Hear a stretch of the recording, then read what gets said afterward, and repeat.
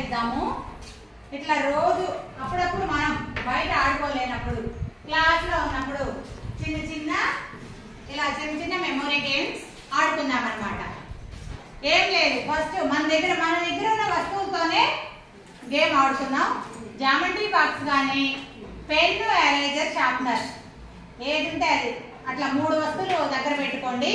ఆ 3 వస్తువుల్లో నేను నెంబర్ 1 జామెట్రీ బాక్స్ ఇస్తాను, నెంబర్ 2 పెన్ ఇస్తాను, నెంబర్ 3 ఎరేజర్ కానీ షార్ప్నర్ కానీ.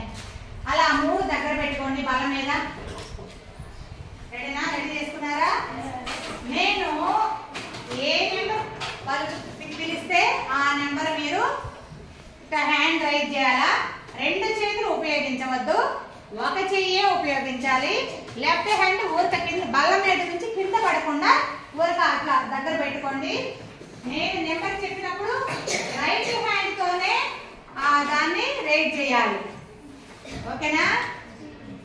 రైట్ 1 2 3. ఓకే, అర్థమైంది కదా? ఎవరు లేట్ చేయొద్దు, లేట్ చేస్తే మాత్రం పక్కకి వెళ్ళిపోతారు. అక్కడే కూర్చోండి, ఆడకుండా కాపాడండి. రెడీనా? ఇప్పుడు నేను డిజార్డర్ ప్రకారం పిలుస్తా. వరుస ప్రకారం కదా, నా ఇష్టం వచ్చి నెంబర్ చెప్తాను. నా ఇష్టం వచ్చి నెంబర్ ప్రకారమే మీరు దాన్ని ఎరేజ్ చేయాలి, పైకి ఎత్తాలి చేస్తాం. ఓకేనా? రైట్ 3 2 1. ఇంకా కింద పెట్టండి. మళ్ళీ 2 3 3. చేయి తీసిన వాళ్ళు ఆపేసేయండి. చేయి తీసిన వాళ్ళు ఆపేసేయండి. 1 చేయి తీసిన వాళ్ళు ఆపేసేయండి.